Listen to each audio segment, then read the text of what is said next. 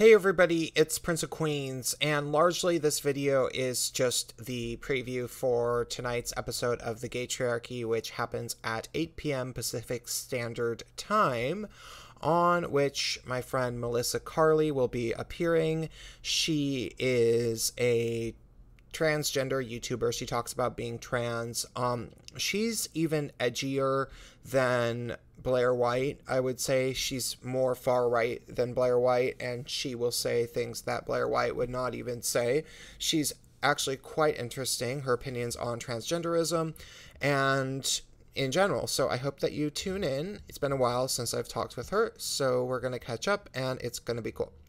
Okay, the picture that I'm showing right now. There's been this video making the rounds on Facebook, and what people need to remember, and a lot of people just don't remember this, is that while Facebook is in trouble, and I really, really do think that sooner or later there is going to be a mass transition to somewhere like Minds.com once it becomes more user-friendly, because, okay, the whole crypto thing is really cool and everything, but it needs to just be a little bit easier for people to use, and then it's going to take off. That's my prediction. While we are in the little limbo of social media where everybody hates Facebook, and, you know, YouTube has been completely almost rendered unusable because it's almost impossible to find anything you want to find. I mean, you go into YouTube and you try to do a search for a video that you used to be able to find 6 months ago, and now you can't even find it.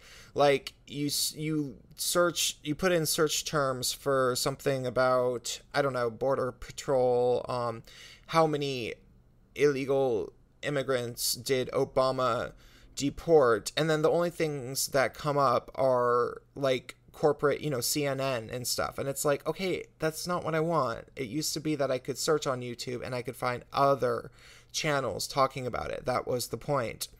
So YouTube is basically useless, Twitter is largely useless, and Facebook is Facebook.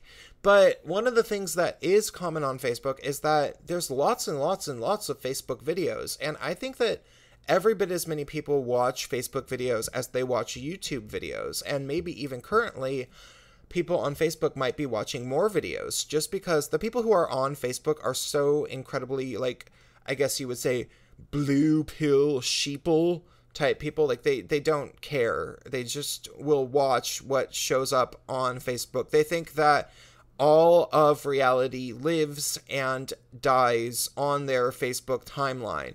They figure that if their Facebook friends aren't talking about something, then it isn't important. And I say that because I've known a lot of people like that, and there's a part of me that used to be one, because when you have over a thousand people on your Facebook friend list, and people are posting news articles every day, it's really, really easy not just to get caught in an echo chamber, but to believe that your echo chamber isn't an echo chamber, and that it is actually an expansive vision of reality, and that you are hearing about everything you really need to hear about.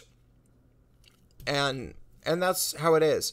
So what I found interesting is that I was watching this video that started circulating of this man who detransitioned. He became a transgender woman, detransitioned, and now seems to be some sort of detransitioning activist.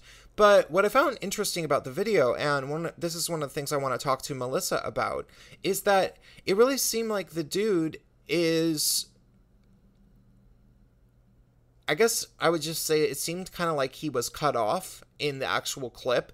Like, it seemed, I would imagine that this guy had a lot more to say about detransitioning, and they just told the part about how he considered child transitioning to be child abuse.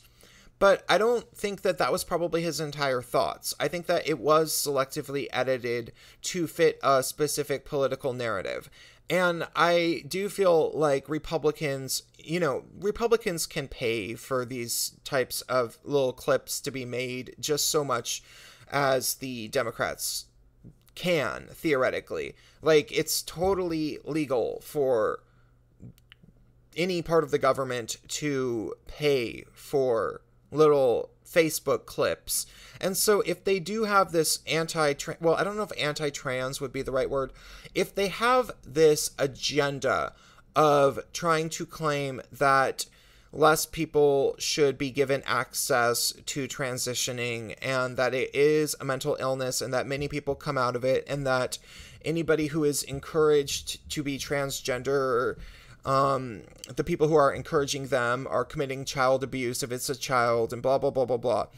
They do have every bit of a reason to propagate such rhetoric, which, hey, I don't know if it's true or not. I don't know the issues that well, and I don't think that many people do, because it seems so polarized, and I do think that there's probably a lot of middle ground around this issue. But the thing about it is that I suspect that there's going to be a lot of this type of maybe propaganda, selectively edited, completely biased material against the idea of transitioning. And it's a very obvious motivation as to why, which is that Republicans like smaller government, and they like to cut the healthcare system. They would like to, I think generally they want to privatize healthcare usually. And so they don't like the idea of state money going to people's transitions. They think that that's bad and unnecessary, especially considering people often end up transitioning and then killing themselves or something. You know, that's been Ben Shapiro's argument for a very long time, and a lot of people say that. So my prediction, and I was maybe one of the semi-early people to start talking about this, but not really. You know, Blair White did it before I did.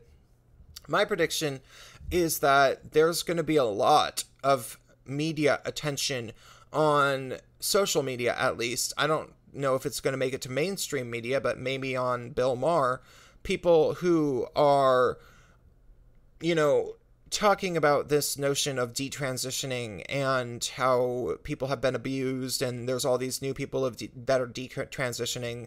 That is going to become more and more prevalent over the coming year or two.